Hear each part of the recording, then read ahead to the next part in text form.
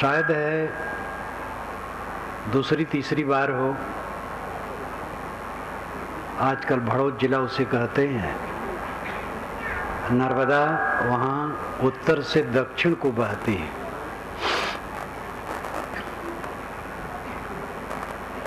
दाएं तरफ शुक्ल तीर्थ है और बाएं तरफ कबीर बड़ा है। यानी तट के पश्चिम तरफ शुक्ल तीर्थ है और तट के पूरब कबीर बड़ा है, जो आज खड़ा है एक बहुत विशाल बाग के रूप में। 600 वर्ष पुराना है वो। तत्वा और जीवा ये दो ब्राह्मण बंधु वहाँ रहते थे और कबीर साहब के शिष्य थे। एक बार काफी दिन रह करके जब चलने लगे तो उन दोनों ने उनके पैर पकड़ लिए और कहे, साहब आप यहीं रहिए। वो टापू जैसा आज भी है, आश्रम है, मंदिर है और वही कबीर बड़ा है, नदी बहती है। तो यहाँ एकांत है, आपको हम चाहते हैं आप यहीं रहें। तो साहब ने कहा, जो तू चाहे मुझको छाड़ सकल की आश, मुझे ही ऐसा होए रहो सब सुख तेरे पास। अगर तुम मुझे चाहते हो तो सबकी कामना छोड़ दो, और जैसे मैं निष्काम हूं तैसे तुम भी निष्काम हो जाओ। बस सब सुख तेरे पास, सब सुख तुम्हारे पास है। मेरे पैर पकड़ करके क्या काम होगा? साधु के पैर में चक्के लगे रहते हैं, वो चलता रहता है। उन्होंने कहा, महाराज आप बनारस चले जाएंगे, हम यहाँ कैसे हमारा कल्याण होगा? तो साहब ने कहा, जो गुरबसे बनारसी शिष्य समुंदर तीर, बिसराए बिसरे नहीं जो गुण हो शरीर। गुरु बनारस में रहते हो और शिष्य समुद्र के पास, समुद्र वहां से निकट है कबीरवड़ से। लेकिन अगर सद्गुरु का उपदेश शिष्य के हृदय में है तो भूलेगा नहीं। इसलिए देश की दूरी उसमें व्यवधान नहीं कर सकती है। ये साहब का निर्देश आदेशात्मक एक कथन है, जो तू चाहे मुझको छाड़ सकल की आश, मुझे ही ऐसा हुए रहो सब सुख तेरे पास। गुरु कहते हैं, ऐ शिष्य तू मुझे अगर चाहता है तो जैसे मैं निष्काम हूं वैसे तू भी निष्काम हो जा। बस सब सुख तुम्हारे पास है।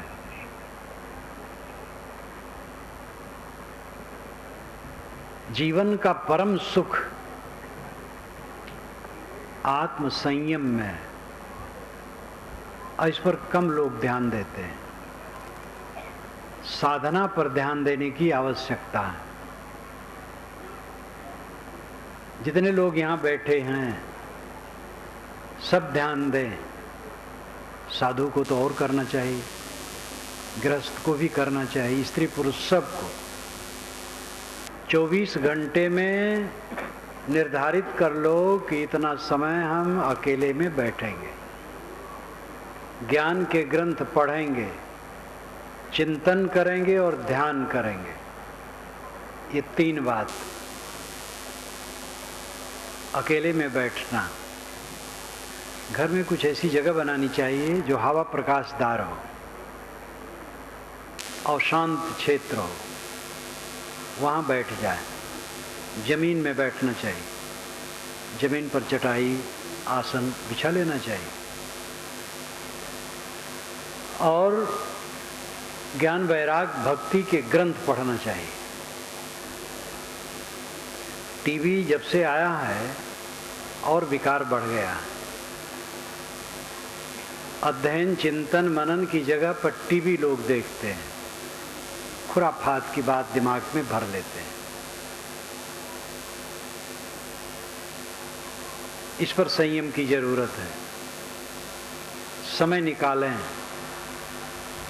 2 बार समय निकालना चाहिए, सुबह शाम। 2 बार न निकले, 1 बार सही। सबकी योग्यता अलग अलग होती है, स्थिति अलग अलग होती है। जवानी में बहुत व्यस्त है आदमी, कम निकाल पाएगा, बुजुर्ग है ज़्यादा निकाल पाएगा। सबको समय निकालना चाहिए। गृहस्थी नहीं, कितने महात्मा हैं जो समय नहीं निकालते हैं। 24 घंटे ऐसे बीत जाते हैं, खाते सोते बात करते काम करते, बस ऐसे समय बीत जाता है। ये बहुत बड़ी असावधानी है। हर इंसान में बल है अपने आप का उद्धार करने के लिए। आपके लिए कोई भोजन बना सकता है, आपके लिए कोई बिस्तर बिछा सकता है, आपके लिए कोई मकान भी बना सकता है, लेकिन आपके लिए कोई भजन नहीं कर सकता है, साधना नहीं कर सकता। वो खुद आपको करना है। दवाई स्वयं खाने से रोग दूर होगा, स्वयं भोजन करने से भूख मिटेगी। इसी प्रकार जो मन की पीड़ा है, इसको दूसरा कोई नहीं मिटा पाएगा। मित्र, सतमित्र, संत, गुरुजन की सही राय से तात्कालिक मन की शांति होती है। कोई उलझन है, उद्वेग है, और सतमित्र हैं और उन्होंने 2-4 बात कही और मन में शांति आ गई। गुरु संत हैं, लेकिन अस्थाई शांति के लिए स्वयं अभ्यास करना पड़ेगा। बात बात में बड़ा अंतर होता है। एक बात सुन करके मन खलबला जाता है और एक बात सुनते ही मन शीतल हो जाता है। इसलिए ध्यान देना चाहिए कि स्वयं किसी के लिए ऐसी बात न करे जो उद्वेगित हो। किसी को उद्वेग पहुंचाने की चेष्टा न करनी चाहिए। और दूसरे ने हमारे लिए किया है तो उद्वेगित ना हो, उसको सह लें। सहने के अलावा कोई चारा नहीं है। सबको सहना पड़ता है। जिसका जितना व्यापक क्षेत्र होता है उसको उतना ज़्यादा सहना पड़ता है। मनुष्यों का संबंध जितना अधिक होगा उतना अधिक सहना पड़ेगा, क्योंकि मनुष्यों में हर प्रकार के लोग होंगे।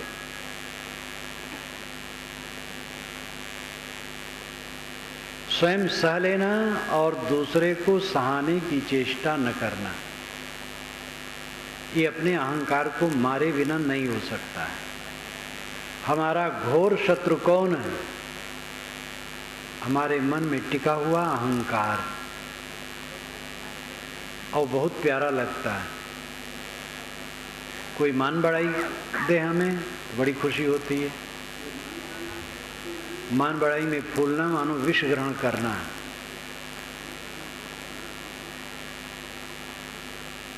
तो अपने मन के अहंकार को मारें, उद्वेग शून्य हो, दूसरे को उद्वेगित न करें। जो जितना उद्वेग शून्य होगा उतना उद्वेगित नहीं करेगा। जो उद्वेगक है, दूसरे को उद्वेग देता है, इसका मतलब है अंदर में वो असंतुलित है, अशांत है। दुखी आदमी दुख देता है, सुखी आदमी सुख देता है।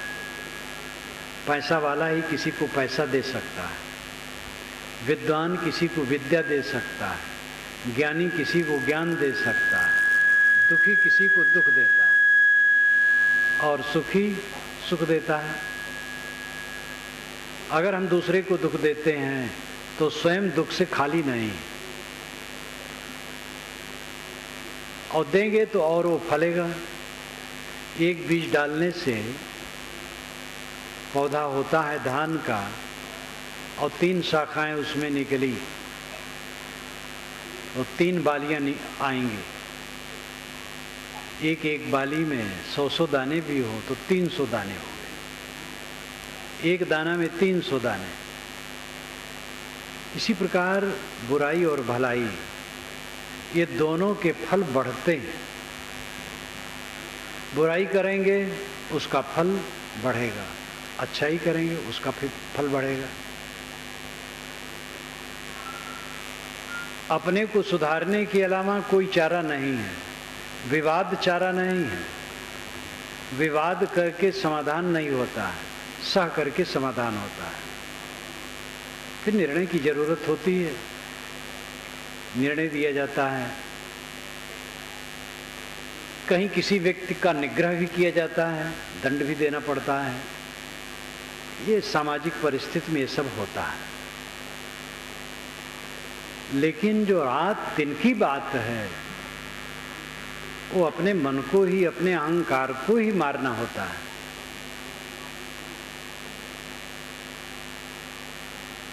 न्याय नीति की बात जो होती है वो कभी कभी होती है।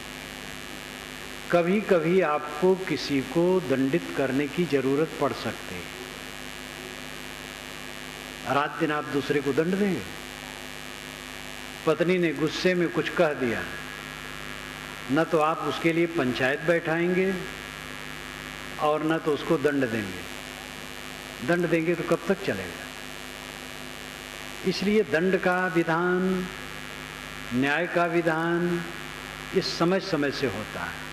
रात दिन की साधना में सहना सबसे बड़ा तरीका है। सह लेना, दूसरे को सहाने की चेष्टा न करना,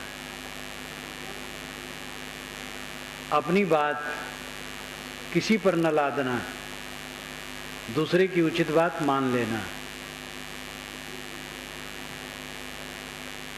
अपना अधिकार दूसरे पर न जमाना, अपने कर्तव्य का पालन करना। जब हम दूसरे को अपने अधिकार करने की चेष्टा करते हैं, तब हम उसी के अधिकार में हो जाते हैं। जो लोगों पर अधिकार करना चाहेगा वो स्वयं दूसरे के अधिकार में हो जाएगा। जो किसी को अपने अधिकार में नहीं करना चाहेगा, उसके अधिकार में पूरी दुनिया है। इच्छा ही जब मिट जाती है तो सब पर वो सम्राट हो गया। ये साधना का विषय है। आप कह सकते हैं संत के लिए है। संत के लिए नहीं है, जो दुख न चाहे उसके लिए। गृहस्थ लोग दुख नहीं चाहते हैं तो उनको भी करना है। संत भक्त की तो 2 श्रेणियां हैं। वैसे संत शब्द का अर्थ है सत्य में स्थित है। सत शब्द से संत बनता है। संत शब्द सत्य में जो स्थित है वो संत है, चाहे किसी कपड़े में हो। कपड़े के रूप में भी एक मर्यादा है। हम लोगों के अलग वेश हैं, आश्रम अलग है, साधु आश्रम। लेकिन ये तो मानव की बनाई श्रेणी है, इसका अपना उपयोग है। दुख किसी को प्रिय नहीं। गृहस्थ भी जब दुख नहीं चाहते हैं तो क्या दूसरा रास्ता होगा जिससे दुख न हो? यही रास्ता है। सह लेना, गम खाना, क्षमा कर देना, शील से रहना, समता से रहना। घर में 4 लोग हैं, सबका स्वभाव अलग है, रुचियां अलग हैं, गुण कर्म अलग हैं। बिना सहे किसी का जीवन सुख से नहीं बीत सकता है। साधना के विषय में कह रहा था, साधना में मन देना चाहिए। अनादिकाल का बिगड़ायल मन है, इसमें तमाम विकार भरे हैं। इस जीवन में भी जब से होश में आए तब से इसमें विकार भरते रहे। उन विकारों का जखीरा पूरा मन में इकट्ठा है, वो आदमी को बैठने नहीं देता है। जो तू जो जानो जो जानो जग जीवना, जो जानो सो जीव, पानी पचावो अपना, पानी मागिनत पियो। अगर जीव को जानते हो और जीवन जीना जानते हो तो जो पानी पिए हो उसको पचा लो और नया पानी न पियो। ये लाक्षणिक कथन है। जीव शुद्ध तत्व, मौलिक तत्व है। उसी के विशेषण में आत्मा, राम, ब्रह्म अनेक शब्दों का प्रयोग होता है। मूल जीव शब्द है। अगर अपने स्वरूप को समझते हो, अपने आत्मा को समझते हो और जगत में जीने का ढंग समझते हो तो जो पानी पिए हो पचा लो, नया पानी न पियो। ये पानी है वासना, अहंता, ममता। जो अहंता ममता आज तक बनाए हो उसको पचा दो, मार दो और नई अहंता ममता न ग्रहण करो। कुछ अहंता ममता करना पड़ता है, मेरा मानना पड़ता है, तब व्यवहार चलता है। श्री काशी साहब ने अपनी वाणी में जहाँ कहीं लिखा है तो प्रायः लिखा है कि दृढ़ अहंता ममता का त्याग। इसका मतलब हल्की अहंता ममता जो व्यवहार के लिए है वो दूषित नहीं। जैसे मेरा घर है, मेरा परिवार है, साधु भी कहते मेरा आश्रम है, ये हल्की अहंता ममता है।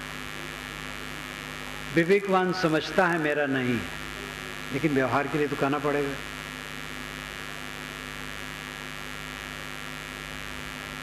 दृढ़ करके अपना नहीं मानता है। सांप अगर अपने बिस्तर पर आ गया है, वहां से हटेंगे नहीं या उसको किसी तरफ फेंकेंगे नहीं तो मंगल नहीं। हमारी अहंता ममता सांप है जो हमें रात दिन काट के विषाक्त करता है। इसका त्याग किए बिना किसी को शांति नहीं मिल सकती। ये सब सूझ नहीं हो सकती है जब तक अकेले में न बैठे, स्वाध्याय न करे, चिंतन न करे और ध्यान न करे। सेवा के बाद ये तीन खास हैं। हर आदमी को सेवा परायण होना चाहिए। अपनी शक्ति और योग्यता के अनुसार जहाँ रहे सेवा परायण हो। सेवा से चित्त शुद्ध होता है। इसके आगे जो बात है वो तीन है: स्वाध्याय, चिंतन और ध्यान। स्वाध्याय सदग्रंथों का अध्ययन, चिंतन अपने पर सोचना, मेरे मनोविकार कितने शेष हैं, कितने मिट गए,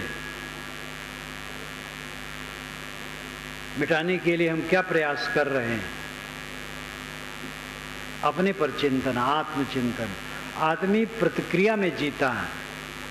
जब से नींद खुलती है और फिर जब सोते हैं, इस बीच में आप अपना परीक्षण कीजिए तो कितना समय प्रतिक्रिया में जाता है और कितना समय आत्मचिंतन में।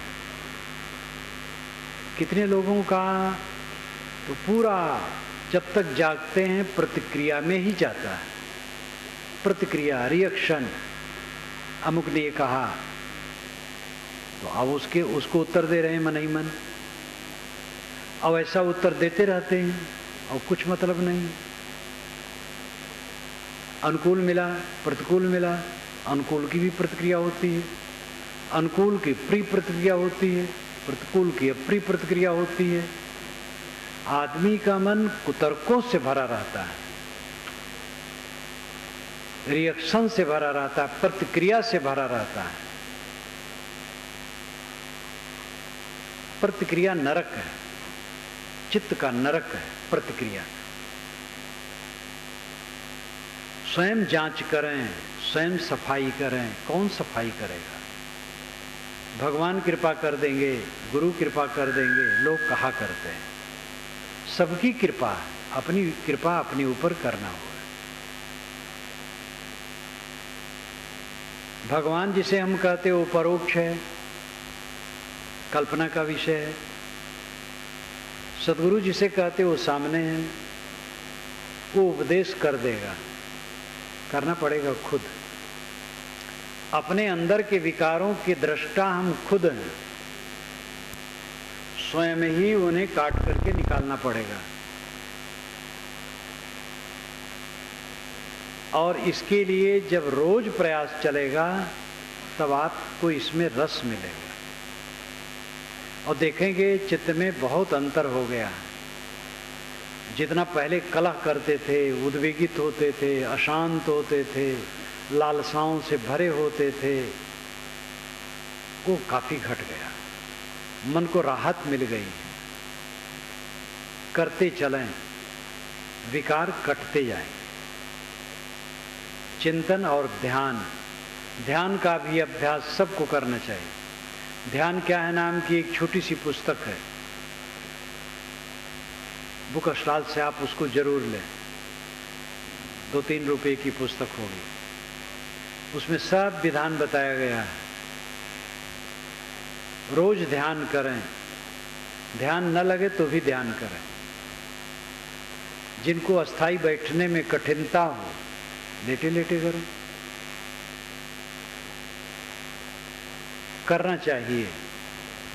पहले साधना में कठिनता लगेगी, अभ्यास बढ़ जाने पर सरलता हो जाएगी। स्वाध्याय, चिंतन और ध्यान, ये तीनों प्रक्रिया लेना चाहिए।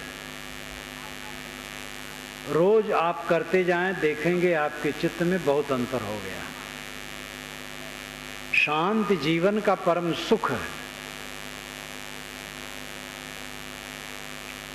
जीवन भर जो हम कमाते हैं वो रहता नहीं, मिट जाता है।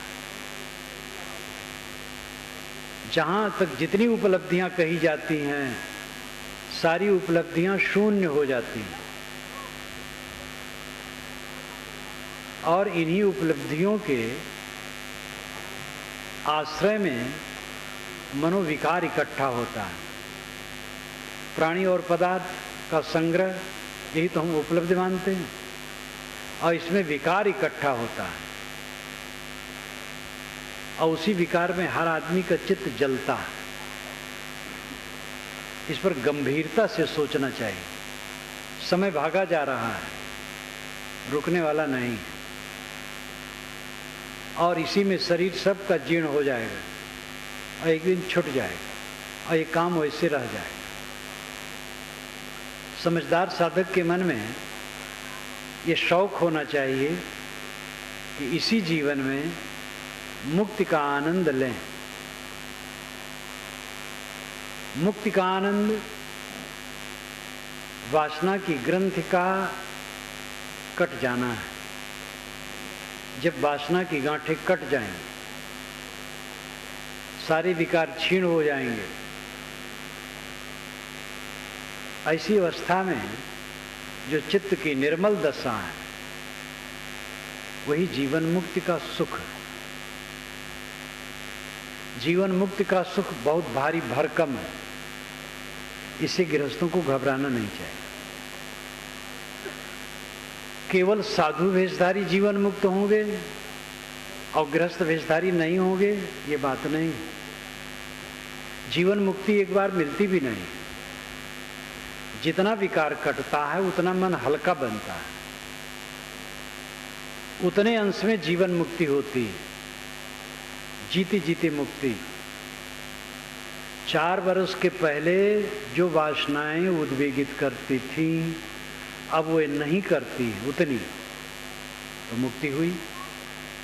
व्यापारी कुशल वो माना जाता है जो अपने व्यापार का हिसाब किताब रखता है। साधक सही वह माना जाता है जो निरंतर आत्मनिरीक्षण करता है। 4 वर्ष के पूर्व जो उद्वेग था अब नहीं है, 2 वर्ष के पहले था वो नहीं है, गत वर्ष में था वो नहीं है, 6 महीने के पहले जो मन में भ्रांति थी वो नहीं है, तो समझ लो कि अध्यात्म की तरफ बढ़ रहा है। अब अगर वैसे विकार हैं कोई उन्नति नहीं, अगर विकार बढ़ रहे हैं तो पतन है। विकार निरंतर घटने चाहिए।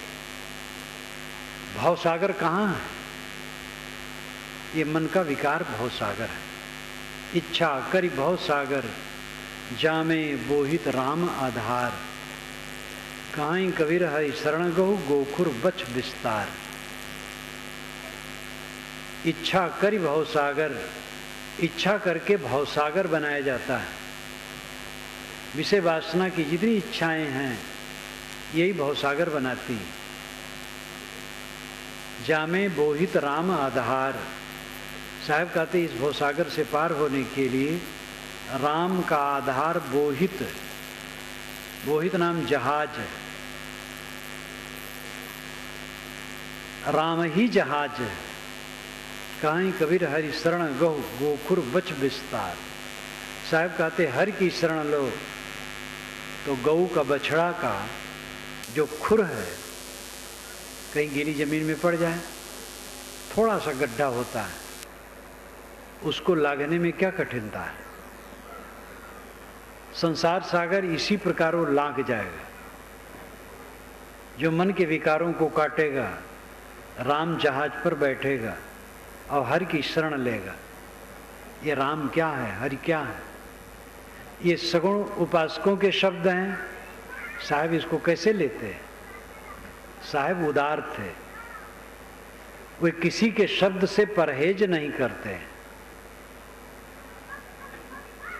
सभी शब्दों को लेते हैं और खंडन भी करते हैं, मंडन भी करते हैं। हरि ठग ठगट ठगौरी लाई। हरि ठग है, जो ठग रहा है ठगौरी ला करके। ये कौन सा हरि है? मन की भ्रांत से यहाँ अर्थ है। हमारी ऐसी हरि की कल्पना है जो मन की भ्रांति है, तो हम ठगा गए। लेकिन बाएं दहिने तजु विकारा, निजके हरिपद गहिया। बाएं दहिने सब विकार छोड़ दिया, निज स्वरूप हरि है और उसकी स्थिति को पा गया, फिर कल्याण हो गया। हरि बिन भरम विगुरचन गंदा, हरि हीरा जन जौहरी। साहब ने हरि शब्द का प्रयोग बहुत किया। वेदों में हरि का अर्थ होता है अश्व, आत्मा परमात्मा नहीं। हरि का अर्थ होता है अश्व, घोड़ा। वो अश्व है सूरज की किरणें। वाल्मीकि रामायण में हरि का अर्थ होता है वानर। हरि का अर्थ आत्मा परमात्मा परक।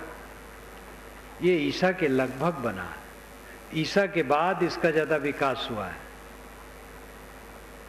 राम शब्द का प्रयोग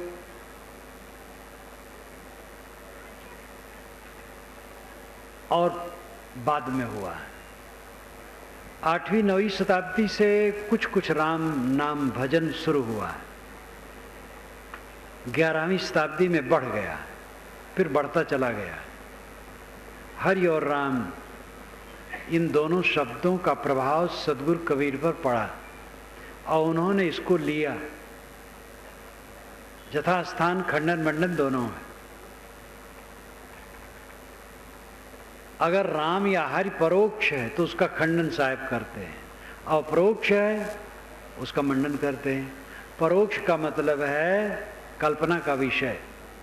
3 विषय सामने हैं आपके, प्रत्यक्ष, परोक्ष और अपरोक्ष। ध्यान दीजिएगा।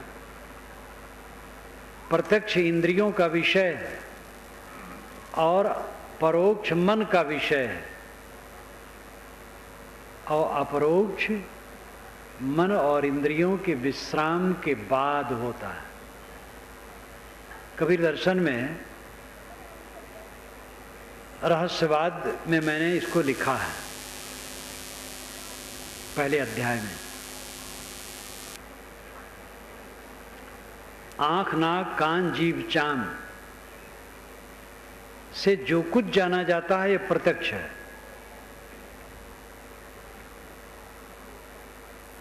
और परोक्ष है जो मन का नक्शा है, मन की अवधारणा है, मन की कल्पना है।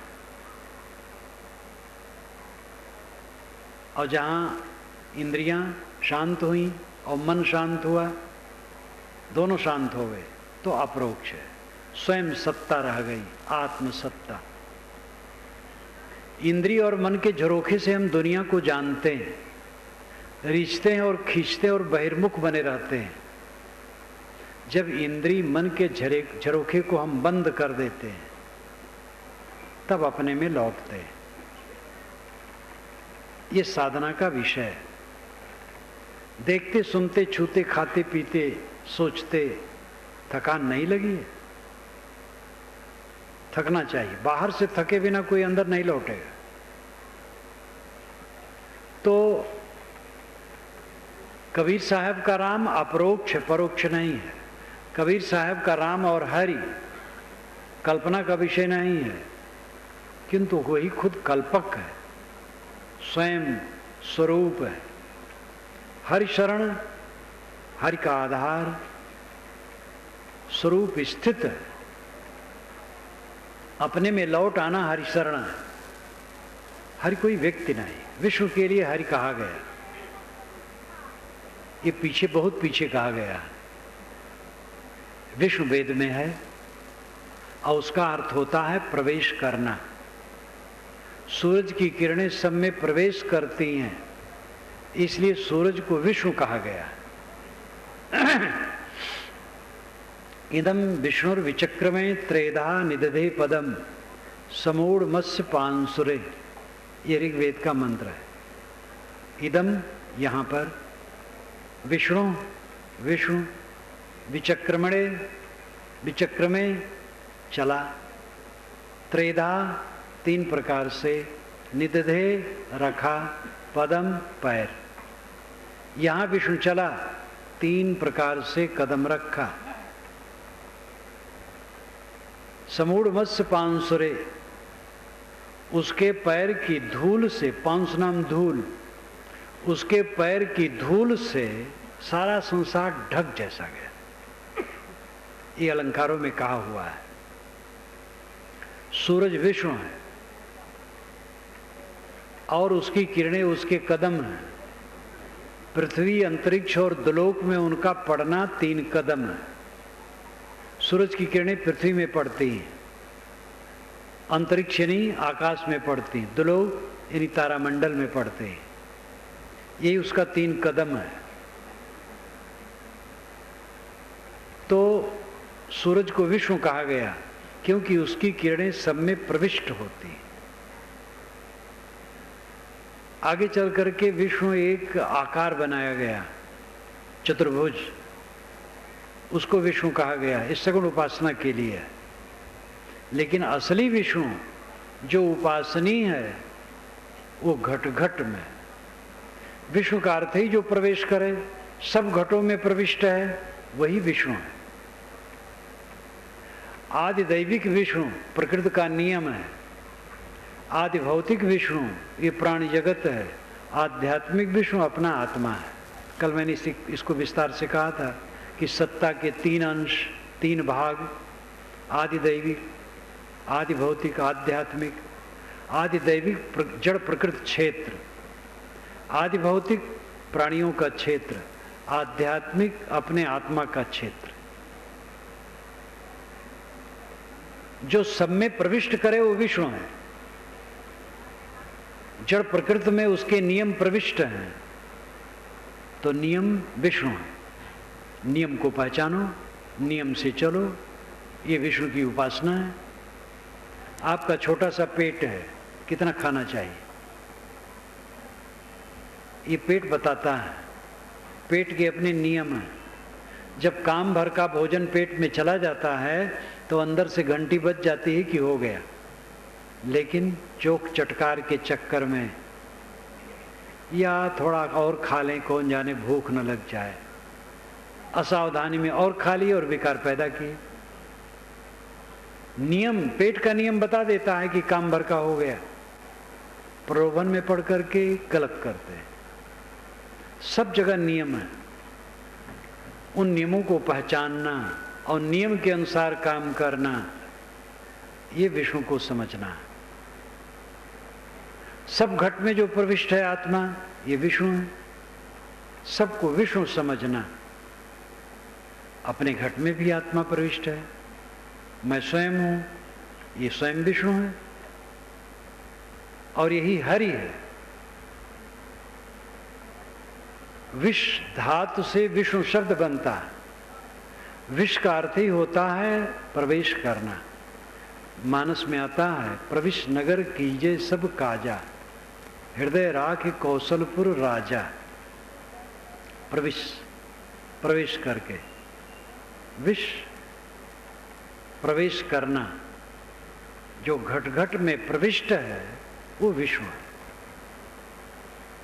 ये अनुभविक है, वैज्ञानिक है, तथ्यपरक है।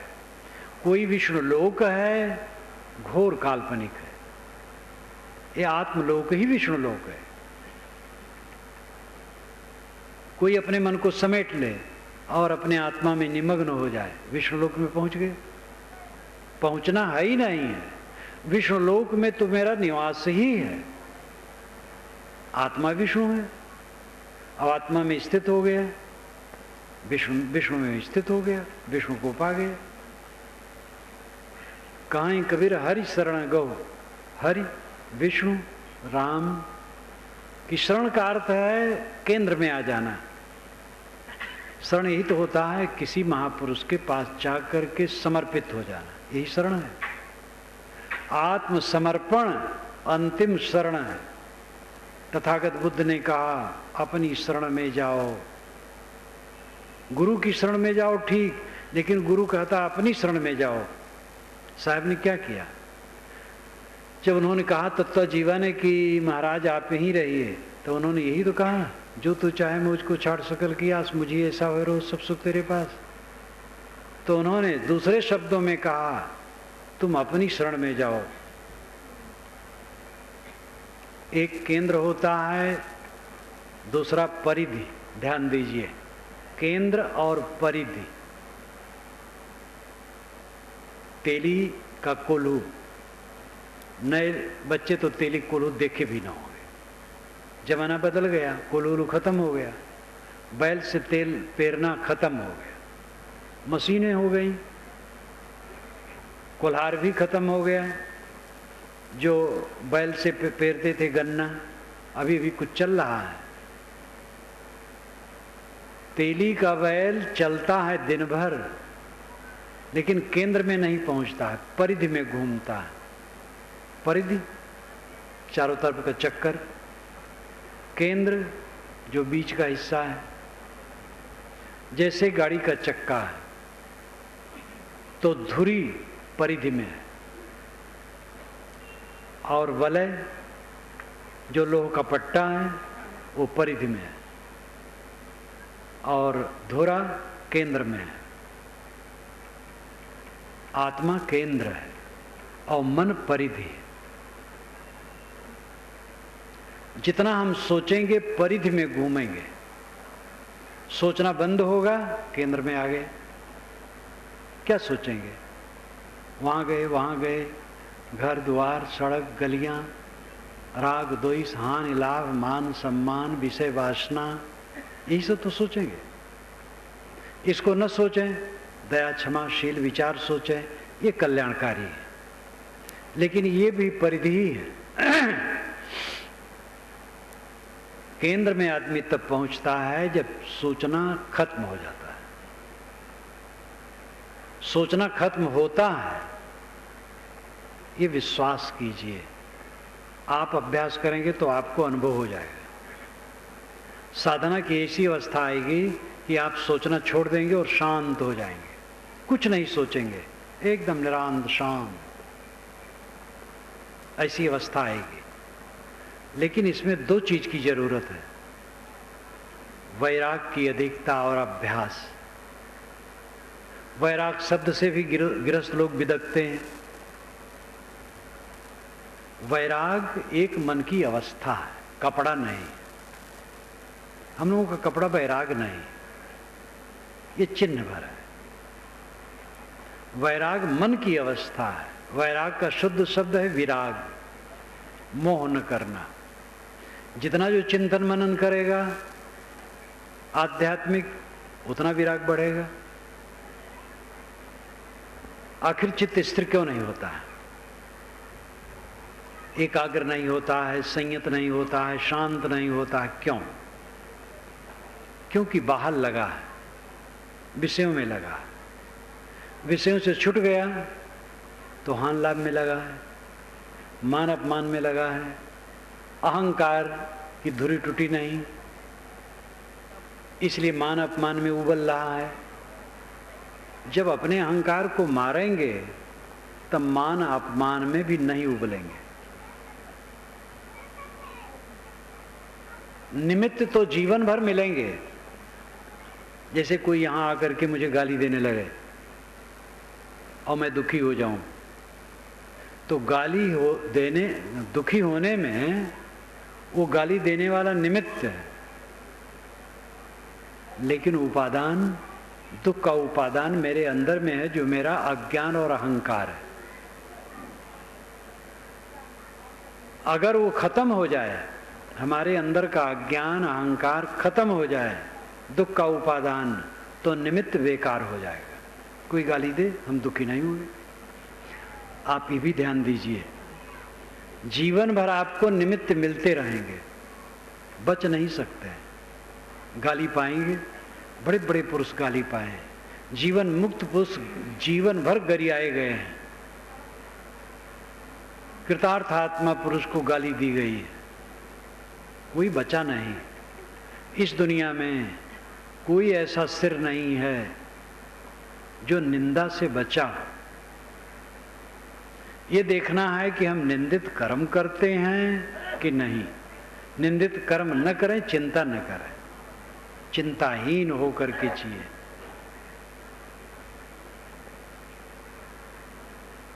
दुख का उपादान, उपादान का मतलब है जिससे वस्तु पैदा हो। जैसे भात, भात का उपादान चावल है, भंडारी रसोईया निमित्त है। घड़ा का उपादान मिट्टी है और कुम्हार निमित्त है। हमारे दुख का उपादान हमारा अज्ञान और अहंकार है, और निमित्त तो मिलते रहेंगे। निमित्त की चिंता न करो।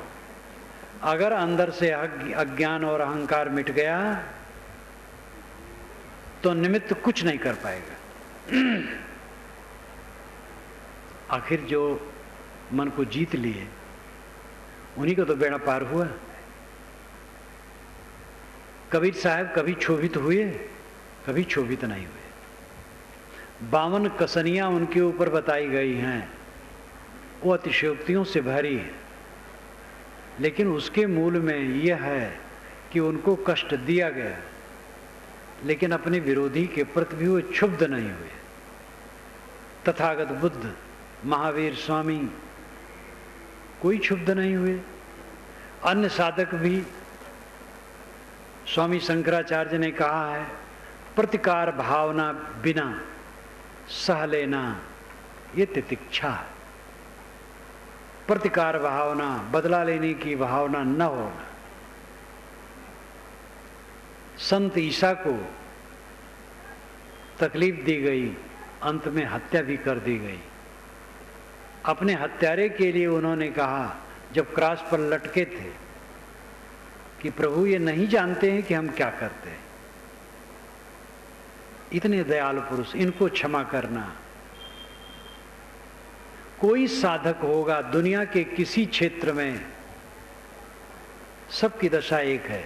इसीलिए साहब ने कहा, समझे की गति एक है, जिन समझा सब ठौर। काहे कबीर ये बीच के बल कहीं और की और। निमित्त सबको मिलते हैं। गोस्वामी तुलसीदास जी ने तो सबकी दुष्टों की भी वंदना कर डाली है, ब्राह्मणों को तो बहुत पुचकारा है, लेकिन काशी में ब्राह्मण खार खाए बैठे थे उनके लिए,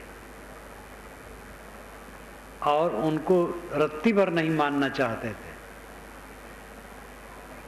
कैसा संसार है। जिस महापुरुष ने ब्राह्मणों की फिजूल प्रशंसा की है, पूजी विप्र शील गुणहीना, ये फिजूल प्रशंसा है, बल्कि खतरनाक है। लेकिन उसी महापुरुष को ब्राह्मणों ने सताया काशी में। कोई साधक है, साधना का लक्षण ही है प्रतिकार भावना से रहित होना, हाँ कुसंग से बचना। ये नहीं कि बेवकूफ बना रहे और कुसंग का सेवन करे। जहाँ उद्वेग पैदा हो, जहाँ अशांति पैदा हो, कुसंग रहे, तो विवेकवान उससे बचा के चलेगा, हट के चलेगा, लेकिन उसके लिए मन में दुर्भाव नहीं रखेगा। तो केंद्र आत्मा है, मन परिधि है। आप अपनी परीक्षा कीजिए, कितने समय परिधि में जीते हैं, कितने समय केंद्र में। कितने लोग तो केंद्र समझते ही नहीं, जो समझ गए हैं वो कितने लोग उसमें जीते हैं। परिधि ही में लोग घूमते रहते हैं, स्मरण स्मृतियां ख्यालात डूबे रहते हैं उसी में। साधना करते करते ऐसा समय आता है जब साधक की परिधि समाप्त हो जाती है और केंद्र में आ जाता है। सोचना बंद हुआ, केंद्र में आ गए। कहीं आना जाना थोड़े है। चित्त बाहर रम रहा था, परिधि में घूम रहे थे, चित्त शांत हो गया, केंद्र में आ गए। चित्त शांत होते ही केवल दशा, अद्वैत दशा, निर्वाण दशा स्वरूप स्थित होती है। ये सब के अर्थ एक है। केवल रह जाना, अकेला, अद्वैत हो जाना, अकेला रह जाना, निर्वाण हो जाना, वासनाओं का बुझ जाना, स्वरूप स्थित सहज समाधि, सब एक बात है। मन की एकाग्रता साधना चाहिए। साधते साधते ऐसा क्षण आएगा कि चित्त शून्य हो जाएगा, शांत हो जाएगा। 1 मिनट अगर चित्त शून्य हो तो उस समय का जो सुख होगा वो अद्भुत होगा। आप 50 वर्ष में पहुंच गए हैं, अगर 1 मिनट चित्त बिल्कुल शांत हो गया तो 50 वर्ष में वही 1 मिनट आपका जीवन है, और बाकी ऐसे गया। ये शौक होना चाहिए। साधना करें, स्वाध्याय करें, चिंतन करें, अकेले में बैठें, मन के विकारों को काटें, मन की शांति प्राप्त करने का प्रयास करें। वृत्ति और आत्मा का मिलन। सद्गुरु ने रूपक बहुत बढ़िया दिया है।